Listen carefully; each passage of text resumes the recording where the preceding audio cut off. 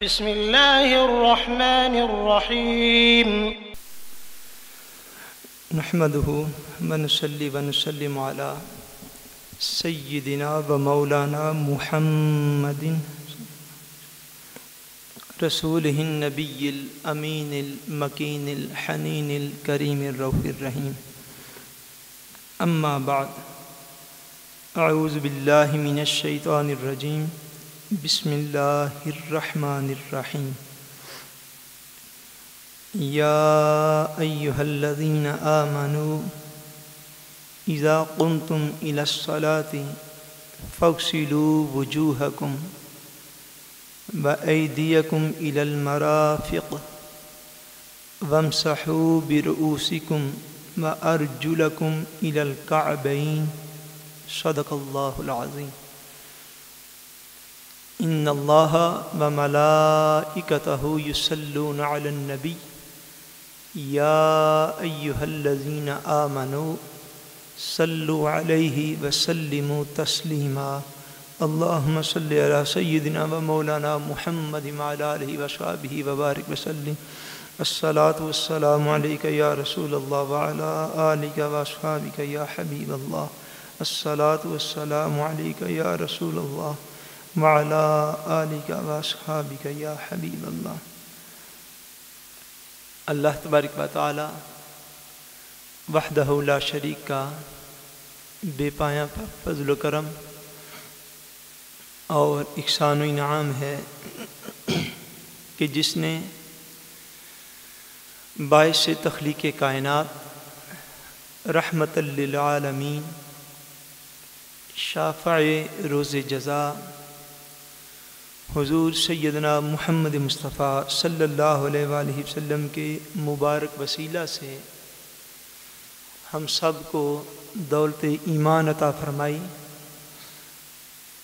اللہ تبارک و تعالی ہمیں کما حق کو اس دولت کی قدر کرنے کی توفیق عطا فرمائے. آمین ثم آمین.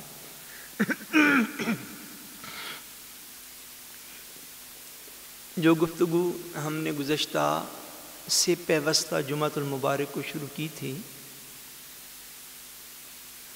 اس موضوع کا آج انشاءاللہ تبارک و تعالی ہم اختتام کرنے کی کوشش کریں گے. وضو کی اہمیت، اس کی فضیلت اور وضو کے فرائض کا ذکر جو ہے وہ گزشتہ جمعۃ المبارک سے جاری ہے،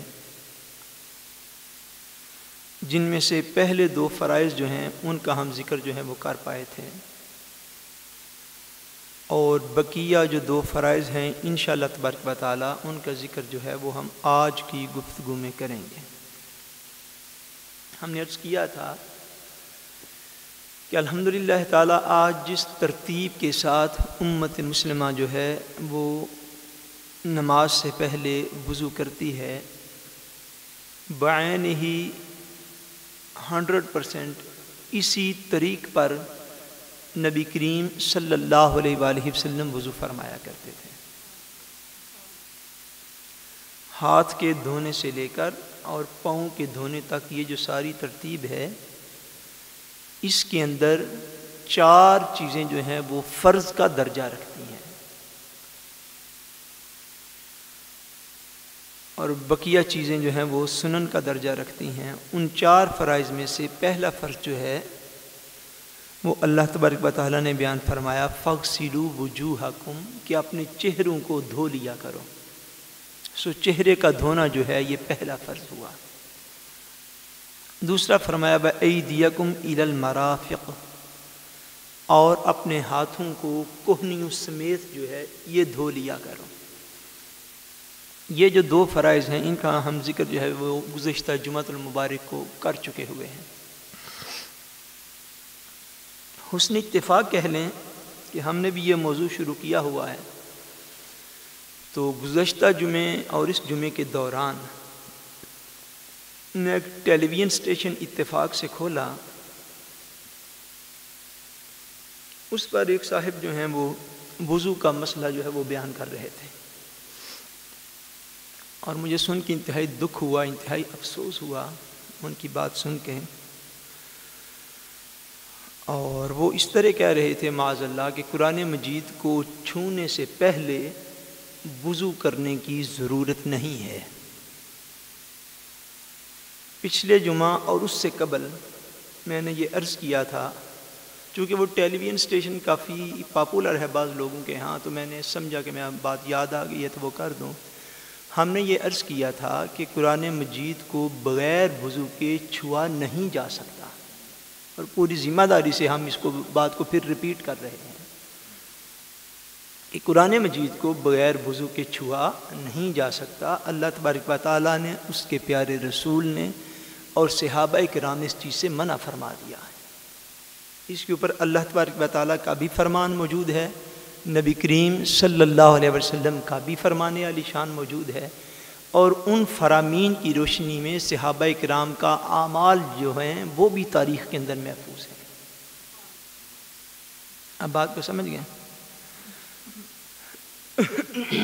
اب ان صاحب کی میں نام نہیں لیتا، بس بڑی نشانی عرض کر دیتا ہوں کہ ان کے ہزاروں لوگوں کے اجتماعات ہوتے ہیں، اور ان اجتماعات میں اللہ اور اللہ کا رسول کا نام سننے کے بعد نعرہ تکبیر بھی کیا، رسالت کا نعرہ تو ویسے ہی وہاں پہ حرام ہے، یا رسول اللہ تو کہا ہی نہیں جا سکتا، تکبیر بھی بلند نہیں ہوتا، لوگ کلیپنگ کر کے تو تالیاں بجا کے چلے جاتے ہیں۔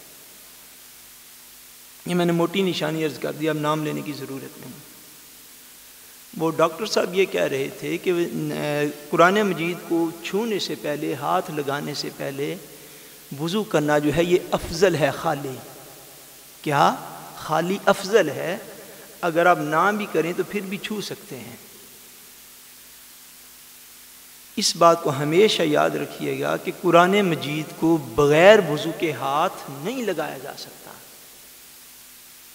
اور مسائل دین کے مسائل کو سمجھنا ہو تو اس بات پہ کبھی بھی نہ سمجھے کہ کسی کا اجتماع کتنا بڑا ہے۔ اجتماع سے مسائل نہیں سمجھے جائیں گے، مسائل قرآن و حدیث سے سمجھے جائیں گے۔ اگر کسی کے سامنے 10 بندے بیٹھے ہوں یا کسی کے سامنے 10,000 بیٹھے، اس سے کچھ بھی فرق نہیں پڑتا مسائل کو۔ اب بات سمجھ گئے؟ اور یہ ایسا متفقہ مسئلہ ہے، متفقہ مسئلہ ہے قرآن مجید کو چھونے سے پہلے وضو کرنے کا، کہ ہمارے ہاں 4 فقہی مسالک ہیں، آپ کی علم میں ہے، فقہ شافعی، مالکی، حنبلی اور حنفی۔ یہ 4 فقہی مکاتب فکر جو ہیں، ان کے ائمہ جس بات پر متفق ہو جائیں، جس بات پر متفق ہو جائیں، اینی ہو جائیں، ایگری ہو جائیں جس بات کے اوپر، اس کو کہا جاتا ہے کہ اس مسئلے پر اجماع امت ہو گیا ہے۔ اس مسئلے پر اجماع امت ہو گیا ہے، یعنی ساری کی ساری امت مسلمہ اس مسئلے پر ایک رائے رکھتی ہے، ایک رائے رکھتی ہے۔ فروعی جو مسائل ہوتے ہیں، فروعی مسائل، ان کے اندر اختلافات کی گنجائش ہوتی ہے۔ ان ائمہ کرام کے آپس میں فروعی مسائل پر اختلافات ہیں، اور ان کی گنجائش بھی ہوتی ہے، کوئی کسی رائے پہ عمل فرماتا ہے اور کوئی کسی دوسری رائے پہ عمل فرماتا ہے۔ وہ موضوع نہیں، لیکن میں آپ کی اطلاع کے لیے، انفارمیشن کے لیے صرف یہ عرض کرنا چاہتا ہوں کہ قرآن مجید کو چھونے سے پہلے وضو کرنے پر ان سارے کے سارے ائمہ جو ہیں، یہ سارے فقہی مکاتب فکر جو ہیں، حنفی، مالکی، شافعی اور حنبلی، ان سب کے سب سارے ائمہ کا اس بات پر اتفاق ہے، اور یہ مسئلہ جو ہے یہ اجماع امت سے بھی ثابت ہے، جہاں قرآن و حدیث سے ثابت ہے۔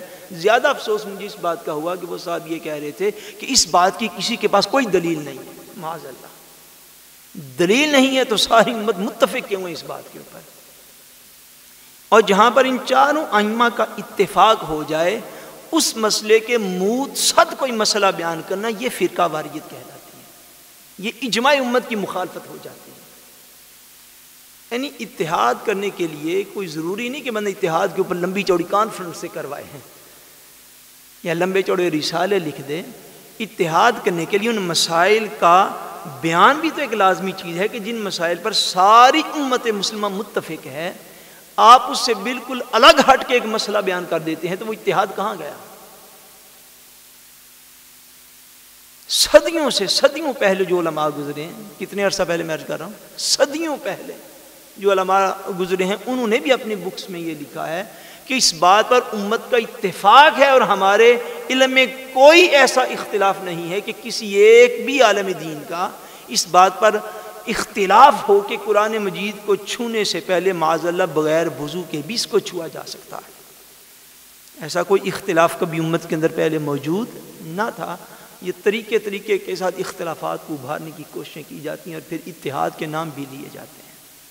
اللہ تبارک و تعالیٰ سب کو معافی عطا فرمائے۔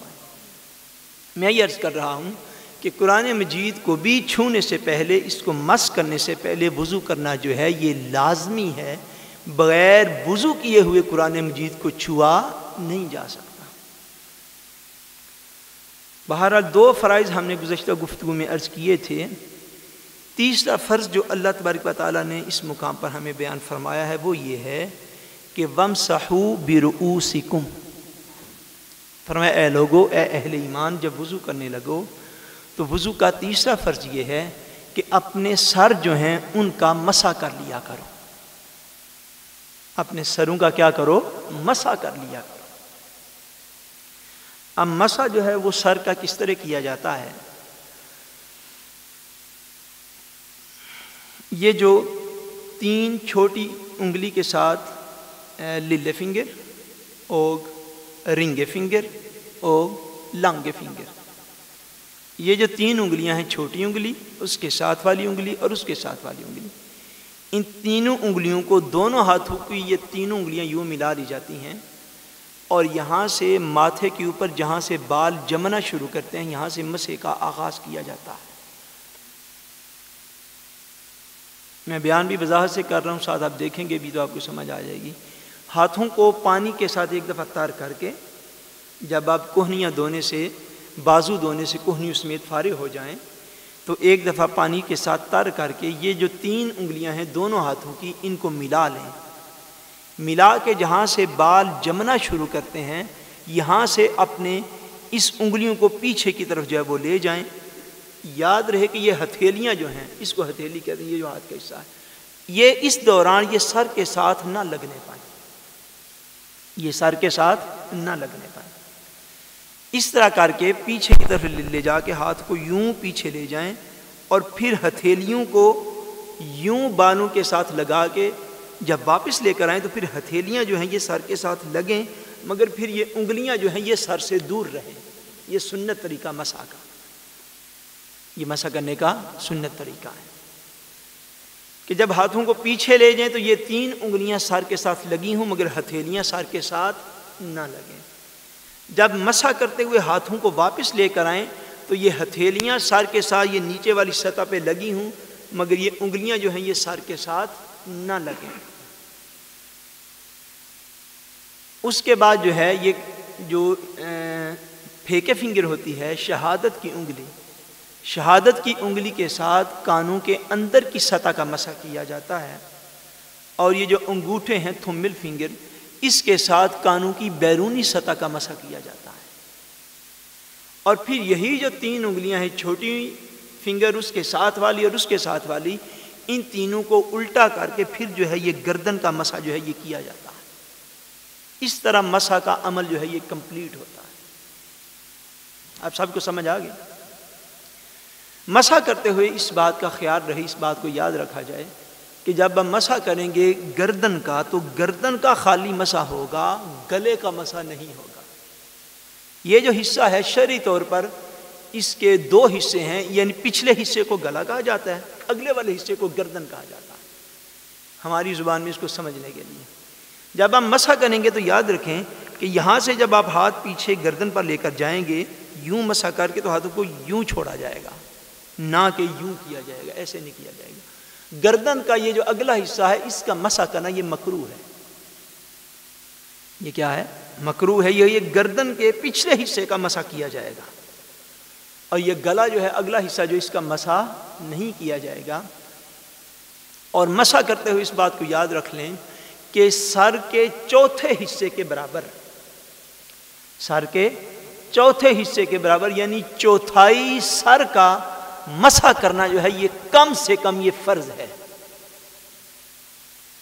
چوتھائی سر کا مسح کرنا یہ کم سے کم فرض ہے.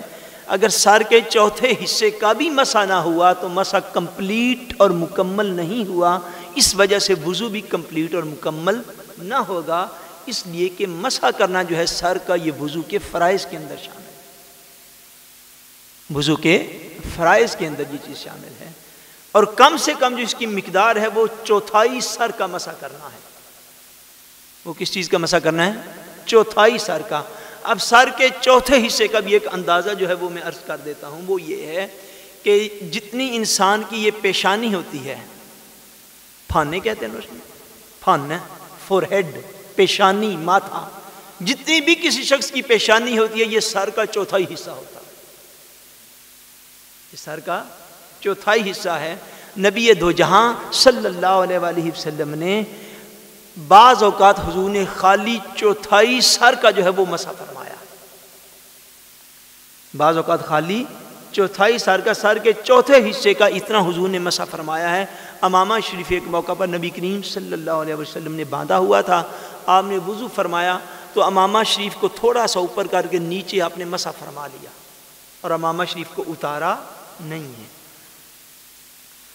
سو اس حدیث پاک سے یہ چیز جو ہے یہ امت مسلمہ کے اندر یعنی مسح کو، سر کے مسح کو فرض اللہ تبارک و تعالیٰ نے قرآن مجید میں فرما دیا. اب منیمم مقدار جو ہے کہ کتنے سر کے کتنے حصے پر مسح کیا جائے، وہ منیمم مقدار جو ہے وہ چوتھائی سر کے برابر ہے. یعنی سر کے کم سے کم چوتھے حصے پر مسح کرنا فرض ہے، جس عمل سے الحمدللہ ساری امت مسلمہ دن رات مسح کر رہی ہے. یہ عمل مبارک سنت ہے. یہ عمل مبارک سنت ہے. جب آپ صاف ظاہر سنت کے اوپر عمل کریں گے تو آٹومیٹک جو ہے وہ فرض کے اوپر بھی عمل ہو جائے گا. سنت میں یہ خوبی اور خیر ہوتی ہے کہ جب آپ سنت کے اوپر اس طرح مسح میں عمل کریں گے تو فرض کے اوپر بھی خود بخود عمل ہو جائے گا. لیکن کم سے کم چوتھائی سر کا مسح کرنا یہ فرض ہے، اور مکمل سر کا جس طرح میں نے طریقہ عرض کیا اس طرح مسح کرنا جو ہے یہ سنت ہے. یہ کیا ہے؟ بولیے، سنت ہے. بہرحال یہ وضو کا تیسرا فرض ہے. اس دوران مسح کرتے ہوئے بھی اس بات کا دھیان رکھا جائے کہ کم سے کم سر کے چوتھائی حصے کا جو ہے وہ مسح ہو جائے. اور اگر آپ سنت طریقہ کے مطابق انشاءاللہ تبارک و تعالیٰ جس طرح ہر مسلمان کا معمول ہے مسح کرتے ہیں تو پھر اس میں کوئی ڈاؤٹ اور شک رہ ہی نہیں جاتا کہ پھر جو ہے وہ مسح الحمدللہ پورا مکمل ہو جاتا ہے. فرض جو ہے احسن طریقے کے ساتھ بہترین طریق پر ادا ہو جاتا ہے.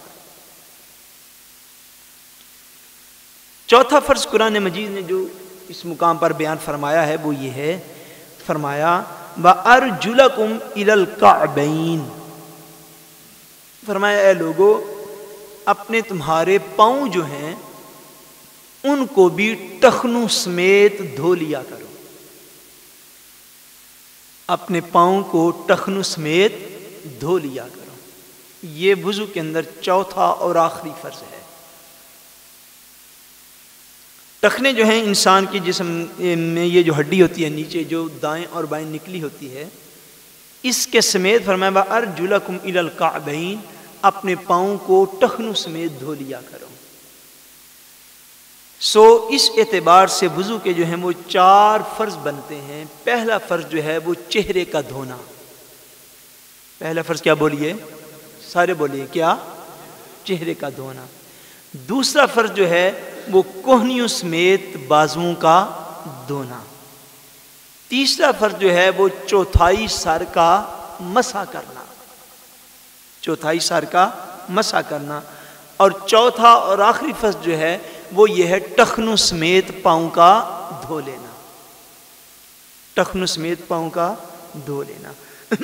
یہ جو ہیں یہ چار جو ہیں یہ فرائض ہیں. جب آپ پاؤں دھونے لگیں تو پاؤں یا ہاتھ جب یہ دھونے لگتے ہیں تو ان کو ہمیشہ آداب میں سے یہ ہے کہ ان کو انگلیوں سے شروع کیا جاتا ہے. پاؤں کا دھونا بھی کہاں سے شروع کرتے ہیں؟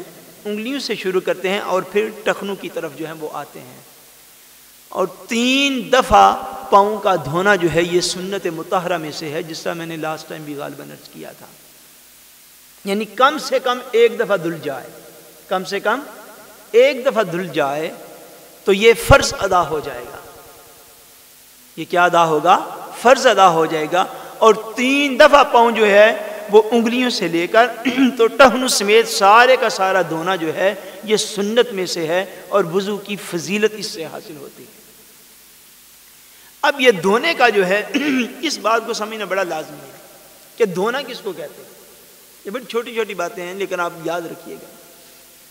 اگر آپ نے لاؤ سیدھے یہ ہاتھوں کے دھونے سے لے کر چہرے کے دھونے سے لے کر ہاتھوں کے دھونے تک اور پاؤں کے دھونے تک، اگر آپ نے ایک دفعہ یوں چہرے کے اوپر پانی جو ہے وہ وضو کرتے ہوئے آپ نے ڈالا لیکن چہرہ سارا دھویا نہیں گیا،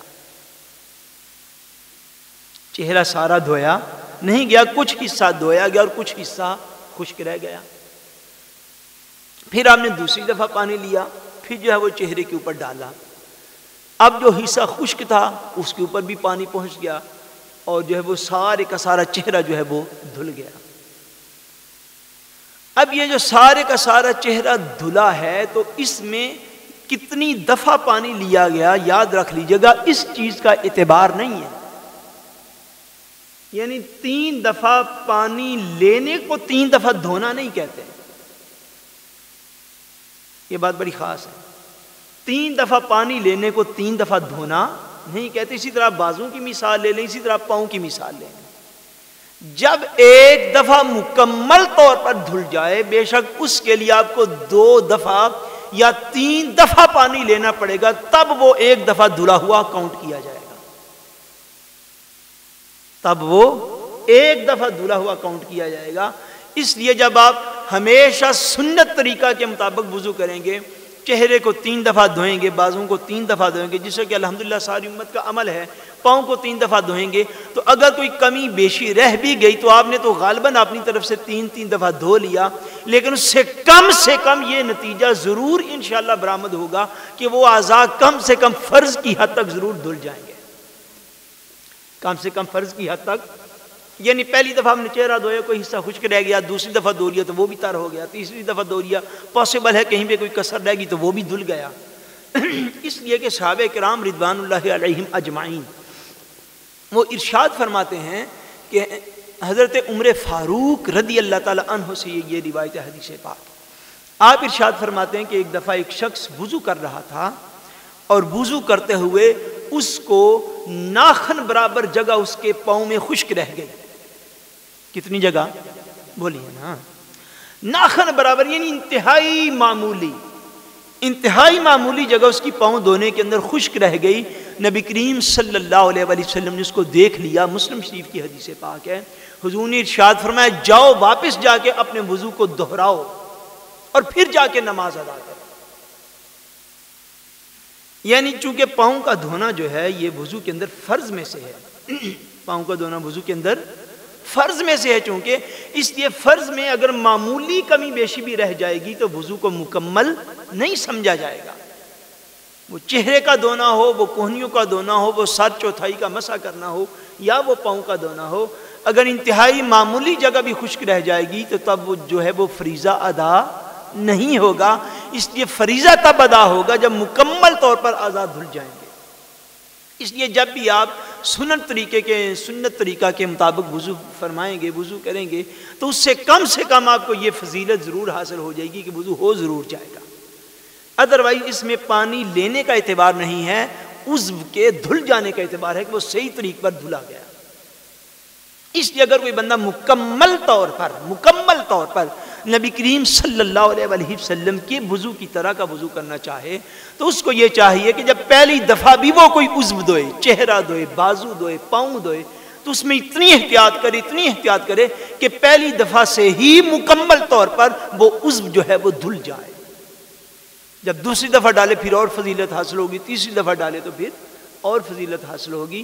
لیکن اس بات کو ہمیشہ یاد رکھے کہ کم سے کم جو حد جو ہے وہ شریعت نے مقرر کی ہے اس کا اہتمام جو ہے وہ لازمی طور پر کیا جائے۔ اب اس کے اندر ایک اور چیز جو ہے وہ وضو کے اندر جو ہے پاؤں کے ساتھ ریلیٹڈ ہے، لیکن اس کو میں زیادہ تفصیل میں نہیں لے کے جاؤں گا۔ بعض اوقات پاؤں کے اوپر لوگ موزہ پہن لیتے ہیں، بعض اوقات پاؤں کے اوپر موزہ پہنا جاتا ہے جو کہ لیدر کا ہوتا ہے، اگر کسی ایسی استف کا بنا ہو جس کے اندر پانی جذب ہو جائے تو اس کو موزہ ڈکلیئر نہیں کرتے، جیسے جرابیں ہوتی ہیں اور ساکس ہوتی ہیں۔ ایسی استف جس کے اندر پانی جو ہے وہ آگے پہنچ نہ سکے پاؤں تک، وہ عام طور پر لیدر کے جو ہیں وہ موزے ہوتے ہیں، اور لیدر کا ہی ہونا بھی چاہیے۔ اگر کوئی شخص موزہ یوز کرتا ہے تو جب اس نے موزہ پہنا ہوگا تو موزے کے اوپر مسح کیا جائے گا، موزے کے اوپر مسح کیا جائے گا۔ بہرحال اس کے الگ احکام ہیں۔ مسافر کے لیے 3 دن اور 3 رات کی اجازت ہوتی ہے کہ وہ موزہ جو ہے وہ پہن سکتا ہے۔ جو مقیم ہو، مقیم کے لیے 1 دن اور 1 رات کی اجازت ہوتی ہے کہ وہ 1 دن اور 1 رات جو ہے وہ موزہ پہن سکتا ہے۔ جب اس نے موزہ پہنا ہو تو موزے کے اوپر جو ہے وہ مسح کیا جائے گا، موزے کے اوپر مسح کیا جائے گا۔ لیکن پاؤں کا دھونا جو ہے وہ اپنی جگہ پر فرض ہے، پاؤں کا دھونا جو ہے اپنی جگہ پر فرض ہے، اس لیے کہ معمولی ناخن برابر جگہ بھی اگر خالی رہ گئی تو حضور صلی اللہ علیہ وسلم نے اس شخص کو دوبارہ پاؤں کے دھونے کا حکم ارشاد فرمایا۔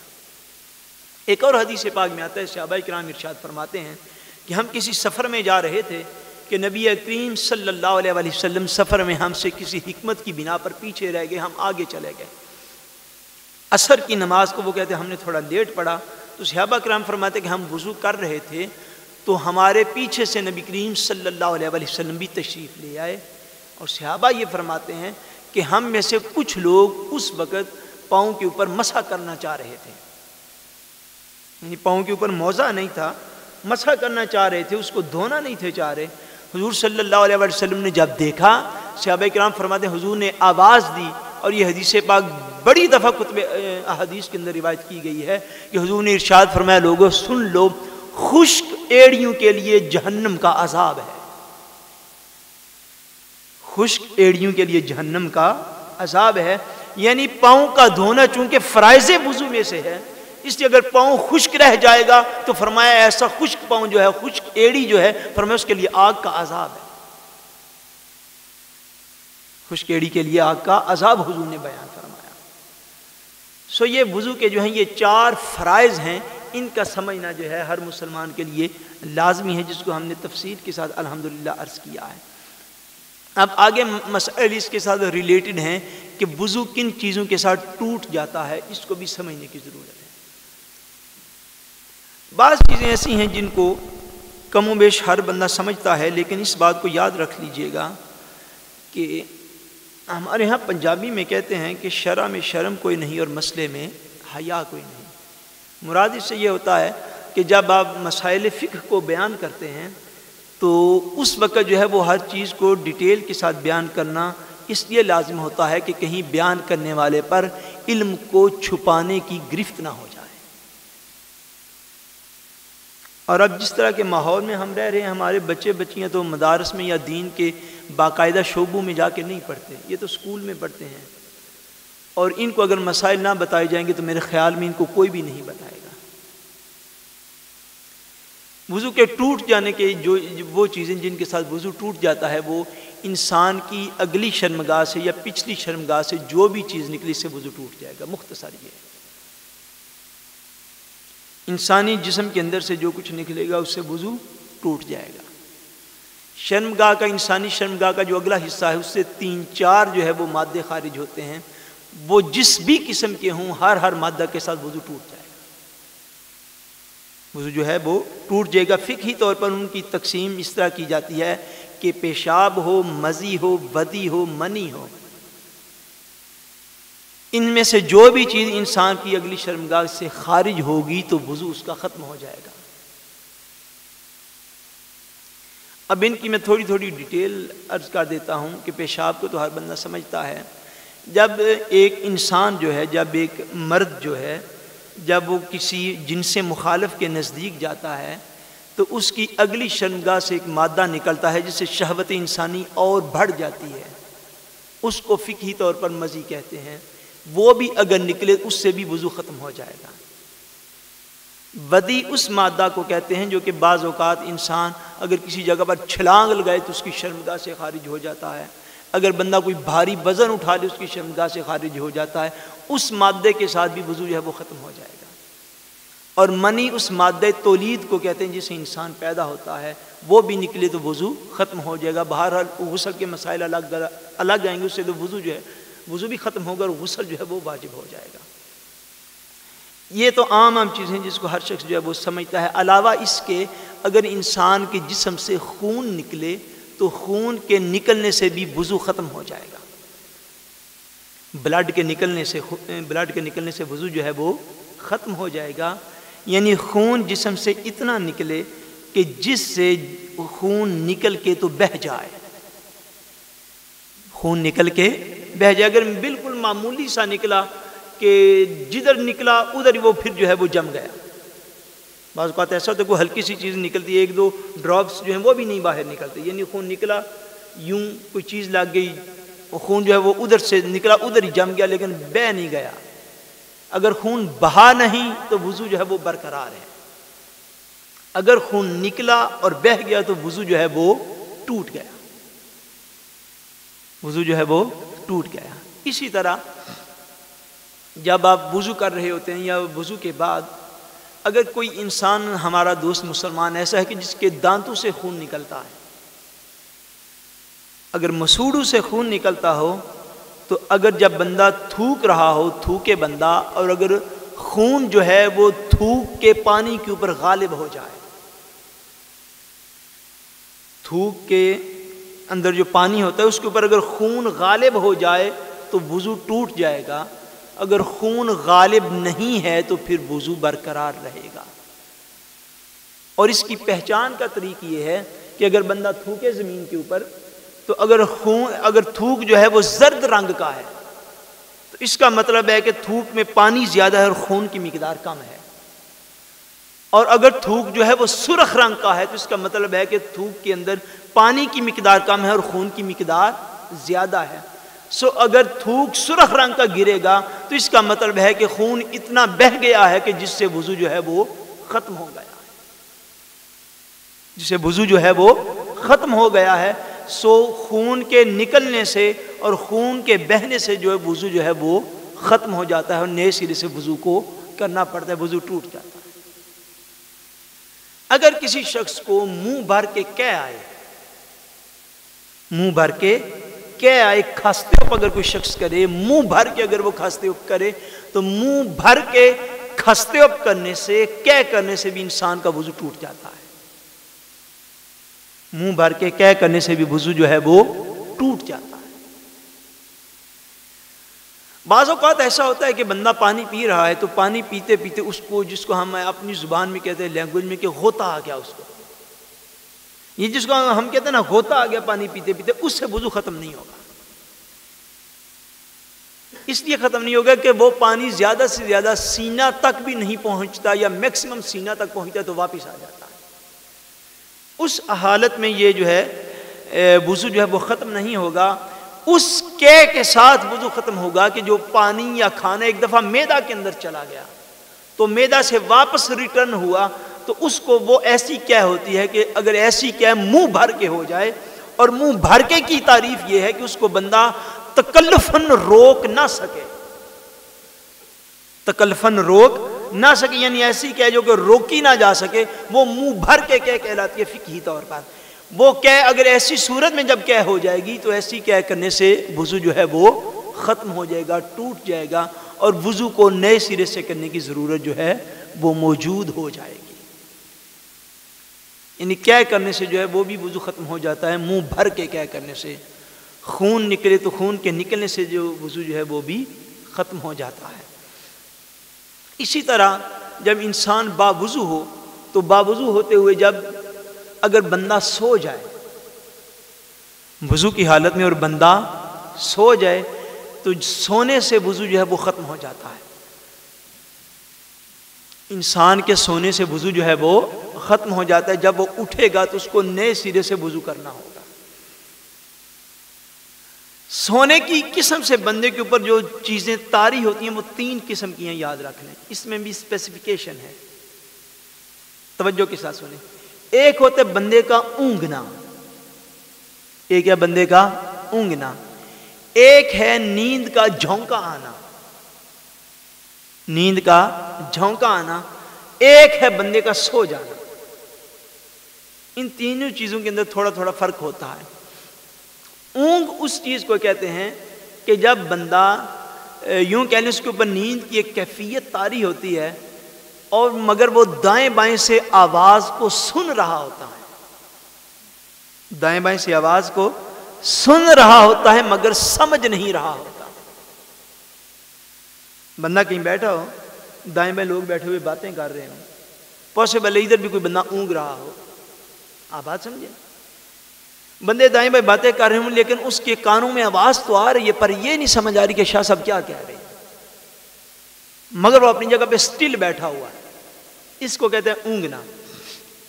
یعنی احساس بیدار ہو مگر الفاظ کی سمجھ نہ آئے اور نیند کی پہلی کیفیت طاری ہو. یہ جو اونگ ہوتی ہے اس سے وضو ختم نہیں ہوتا. عربی میں اس کو نعسہ کہتے ہیں. دوسری کیفیت ہوتی ہے جس کو کہتے ہیں نیند کا جھونکا آنا. وہ اس سے بھی اگلی سٹیج ہے. وہ یہ ہے کہ جب بندہ بیٹھے بیٹھے ساتھ وہ احساس آوازیں سن بھی رہا ہو, سمجھ بھی نہ آ رہی ہو, نیند کا غلبہ جو ہے وہ بھی ہو رہا ہو اور ساتھ اس کا سر جو ہے وہ بھی ہل ہل کے اس کی ٹھوڑی جو ہے اس کے سینے کو لگ رہی ہو. ایسی کیفیت طاری ہو جاتی ہے نا. ایسی کیفیت بھی جب طاری ہو اس کو کہتے ہیں نیند کا جھونکا آنا. اس کیفیت میں بھی وضو جو ہے وہ ختم نہیں ہوگا. ایسی کیفیت اگر کسی کے اوپر طاری ہو جائے تو وضو ختم نہیں ہوتا. تیسری کیفیت ہے جس کو کہتے ہیں اکورت نیند کا آ جانا. نیند کے آ جانے سے مراد یہ ہے کہ جب بندہ اس کیفیت کے اندر بیٹھا ہو کہ فور ایگزامپل اگر وہ بیٹھا ہوا ہے اور بیٹھے بیٹھے سو گیا ہے تو اس کے بیٹھنے کی جگہ جو ہے وہ نیند ایسی سخت آئی کہ وہ بیٹھتے بیٹھتے گر گیا, بیٹھتے بیٹھتے گر گیا اور جو اس کے بیٹھنے کی جگہ ہے وہ زمین سے اٹھ گئی, بیٹھنے کی جگہ زمین سے اٹھ گئی. یہ وہ حالت ہے کہ اس حالت میں اگر بندہ شکار ہو جائے تو یہ نیند کا وہ حصہ ہے جس سے وضو ختم ہو جاتا ہے. یعنی مکمل طور پر وہ بندہ اپنے احساس میں نہیں رہا. دوسرا اس کا یوں فور کلیئرنگ میں اور دیتا ہوں وہ یہ ہے کہ جب بندہ اس کیفیت میں سو جائے کہ اس کو دائیں بائیں سے جب اس کو نیند کا جھونکا آ رہا تھا, جب وہ اونگ رہا تھا تو اس کو آوازیں آ رہی تھی مگر سمجھ نہیں تھی آ رہی, آوازیں آ رہی تھی مگر سمجھ نہیں تھی آ رہی. لیکن نیند اس کیفیت کو کہتے کہ جب آواز کا آنا بھی ختم ہو جاتا ہے, جب کانوں تک آواز کا پہنچنا بھی نیند کے غلبے کی وجہ سے ختم ہو جاتا ہے. جب اس کیفیت کی نیند ہو تو اس نیند کے ساتھ وضو جو ہے وہ ختم ہو جاتا ہے. اس وضو کے ساتھ, اس نیند کے ساتھ وضو جو ہے بولیے نا ختم ہو جاتا ہے. یا اگر کوئی بندہ کسی چیز کے ساتھ ٹیک لگائے بیٹھا ہے, کسی سرانے کے ساتھ, کسی تکیے کے ساتھ, کسی پیلو کے ساتھ, کسی چیز کے ساتھ ٹیک لگائے بیٹھا ہے اور بیٹھا بیٹھا وہ سو گیا, اس کے نیچے سے آپ نے وہ ٹیک نکال دی, ٹیک نکال دی تو وہ بندہ گر پڑا. یہ ایسی نیند ہے جو کہ وضو کو ختم کر دیتی ہے. یہ ایسی نیند ہے جو کہ وضو کو ختم کر دیتی ہے. اس لیے اس بات کو یاد رکھیے گا کہ نیند جو ہے, نیند بھی وضو کو ختم کر دیتی ہے. اگر کوئی بندہ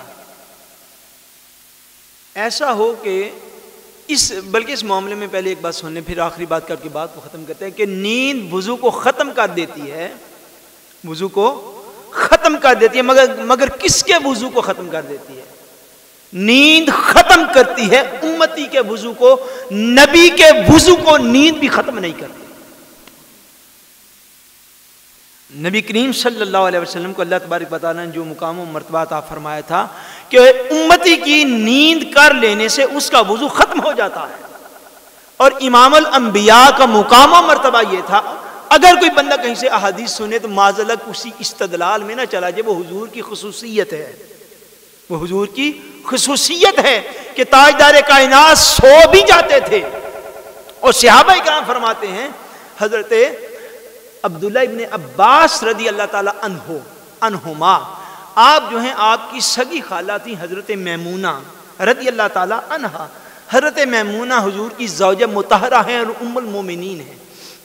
حضرت عبداللہ ابن عباس رضی اللہ تعالیٰ عنہ فرماتے ہیں کہ میں ایک رات حضور کے گھر اپنی خالہ کے ہاں گیا تاکہ دیکھوں کہ رات کو حضور کے معمولات کیا ہوتے ہیں۔ فرماتے ہیں تاجدار کائنات صلی اللہ علیہ وسلم نے رات کے کچھ حصہ آرام فرمایا، آرام فرما کے پھر جب تہجد کا وقت ہوا تاجدار کائنات اٹھے، حضور نے وضو فرمایا، وضو فرما کے نماز تہجد کے لیے کھڑے ہو گئے۔ حضرت عبداللہ ابن عباس کہتے ہیں میں بھی حضور کے ساتھ کھڑا ہو گیا۔ جب حضور تہجد سے فارغ ہو گئے تو فرماتے ہیں حضور بستر کے اوپر لیٹ گئے، بستر کے اوپر لیٹ گئے، حتیٰ کہ میں نے حضور کے خراٹے لینے کی آواز سن لی۔ اس کے بعد جا کے مؤذن نے فجر کی اذان کہی، پھر مؤذن تاجدار کائنات کے دروازے اقدس پہ حاضر ہوتا، یہ مؤذنوں کی روٹین تھی، آگے دروازے کے اوپر حاضر ہو کے ہاتھ باندھ کے عرض کرتے یا رسول اللہ نماز فجر کا وقت ہوا چاہتا ہے، آپ تشریف لے آئیں۔ فرماتے ہیں حضرت عبداللہ ابن عباس کہ تہجد پڑھ کے تاجدار کائنات لیٹے، حضور کے خراٹوں کی میں نے آواز سنی، جب مؤذن نے خدمت میں آ کے عرض کیا یا رسول اللہ فجر کا وقت ہو گیا، حضور اٹھے اور حضور نے وہی وضو جو تہجد سے پہلے فرمایا تھا اسی وضو کے ساتھ تاجدار کائنات نے فجر کی امامت کروائی۔ اور صحابہ کہتے ہیں ہم نے بعض اوقات عرض بھی کیا یا رسول اللہ آپ نیند میں تھے تو نیند کے بعد جو آپ تشریف لے گئے تو آپ نے نماز ادا فرما دی، تو حضور نے ارشاد فرمایا سن لو، اس بات کو یاد رکھ لو کہ میری آنکھیں تو سوتی ہیں مگر میرا دل نہیں سوتا۔ یہ حضور کا ارشاد فرمایا میری آنکھیں تو سوتی ہیں مگر میرا دل نہیں سوتا، اور انبیاء کرام کا دل کبھی بھی نہیں سوتا، اسی لیے انبیاء کرام جو خواب دیکھتے ہیں وہ بھی اللہ کی وحی ہوتی ہے، جو خواب دیکھتے ہیں وہ بھی اللہ کی وحی ہوتی ہے، اسی خواب کی بنا پر آج تک قربانی کی رسم جاری۔ مختصر دلیل دے دیتا ہوں۔ اور تاجدار کائنات کا ہر لمحہ یاد رکھیں، ہر لمحہ تاجدار کائنات کا حضور نے جب بھی وضو فرمائے تو فضیلت کے لیے فرمایا، ورنہ نیند جو ہے نیند کا حدث حضور پر واقع نہیں ہوتا، اور نیند کی وجہ سے تاجدار کائنات کا وضو نہیں تھا ٹوٹتا، اور نیند اور حضور نے کئی دفعہ سو کے اٹھے ہیں تو تاجدار کائنات نے نیا وضو نہیں فرمایا، اسی وضو کے ساتھ حضور نے نماز ادا فرمائی۔ حتیٰ کہ میں آپ کو ایک بات حضور کے عظمت کے سلسلہ میں عرض کر کے تو ختم کر دیتا ہوں، وہ یہ ہے کہ تاجدار کائنات صلی اللہ علیہ وسلم جب میدان محشر حضور اٹھیں گے، میدان محشر حضور اٹھیں گے جب، اور ساری احادیث طیب جو ہیں، احادیث صحیحہ جو ہیں، صحیح مسلم شریف میں، صحیح بخاری شریف میں وہ آتا ہے کہ نبی کریم صلی اللہ علیہ وآلہ وسلم روز محشر ساری مخلوقات میں سے واحد شخصیت ہوں گے جو اللہ تبارک و تعالیٰ کے حضور سجدہ ریزیاں کریں گے، اللہ تبارک و تعالیٰ کے حضور سجدہ کریں گے۔ اور سجدہ یاد رکھ لیں، ہم نے شروع میں عرض کیا سجدہ شکر کا ہو یا سجدہ تلاوت کا ہو، سجدہ بغیر وضو کے کیا نہیں جا سکتا۔ علماء نے اس کے اوپر بحث کی ہے، لکھا ہے کہ تاجدار کائنات صلی اللہ علیہ وسلم کے متعلق یہ حدیث فرمان تو حضور کا موجود ہے کہ روز محشر میں اٹھوں گا، اللہ کے عرش کے نیچے کھڑا ہوں گا اور میں ساری کائنات میں واحد ہوں گا جو اپنے اللہ کو میدان محشر میں سجدہ کروں گا۔ لیکن کسی ایک روایت کے اندر، کسی ایک حدیث کے اندر یہ نہیں آتا کہ تاجدار کائنات قیامت والے دن اٹھ کے وضو بھی فرمائیں گے، سجدے کا ذکر آتا ہے کہ میں سجدہ کروں گا اللہ تبارک و تعالیٰ کی بارگاہ میں، مگر وضو کا ذکر نہیں ہے۔ شارحین نے اس بات کو بیان فرمایا، علماء لکھتے ہیں، بیان فرماتے ہیں کہ تاجدار کائنات نے اپنی ظاہری حیات طیبہ میں جو آخری وضو فرمایا تھا، ہزاروں لاکھوں سال قیامت تک آنے کے باوجود جس میں مصطفیٰ کو وہ فضیلت حاصل ہے، وہ مقام حاصل ہے، عظمت مصطفیٰ حاصل ہے، تاجدار کائنات کو اللہ نے وہ مقام دیا ہے، وہ مرتبہ دیا ہے، وہ رفعت دی ہے، وہ بلندی دی ہے کہ تاجدار کائنات ہزاروں لاکھوں سال عالم برزخ کے اندر رہیں، قبر مبارک کے اندر رہیں، گنبد خضرا کے نیچے رہیں، خدا جانے قیامت کب آئے گی، لاکھوں سال بعد مصطفیٰ اسی وضو کے ساتھ جو آپ نے ظاہری حیات طیبہ میں فرمایا، یا غسل شریف کے وقت حضور کو جو وضو کروایا گیا، تاجدار کائنات اسی وضو کے ساتھ میدان محشر میں کھڑے ہو جائیں گے اور اسی وضو کے ساتھ اپنے رب کی بارگاہ میں سجدہ بھی کریں گے۔ حضور کو اللہ پاک نے یہ فضیلت عطا فرمائی۔ نیند سے ہر ایک کا وضو ختم ہوتا ہے مگر جو امتی ہے، نیند سے امتی کا وضو ختم ہو جاتا ہے، مگر مقام رسالت اس نیند سے کہیں زیادہ بلند ہوتا ہے۔ آخری چیز جو اس باب میں بیان کر کے بات کو ختم کرتا ہوں کہ وضو کے مسائل میں یہ بھی ہے کہ اگر کوئی بندہ معاذ اللہ نماز پڑھتے ہوئے اونچی آواز سے کہکا لگائے، اونچی آواز سے کہکہا لگائے، ہنسے اونچی آواز سے کہ اس کی آواز ساتھ والے لوگ سن لیں، ساتھ والے لوگ سن لیں، تو اس سے وضو بھی ختم ہو جاتا ہے اور نماز بھی ختم ہو جاتی ہے، وضو بھی ختم ہو جاتا ہے اور نماز بھی ختم ہو جاتی ہے۔ یہ مین چیزیں ہیں جو کہ وضو کے مسائل کے اندر بڑی سمجھنی لازمی تھی۔ اللہ تبارک و تعالی ہم سب کو سمجھ کی اور عمل کی توفیق عطا فرمائے اور ہم سب کا خاتمہ بالایمان فرمائے۔ وما علینا الا البلاغ المبین۔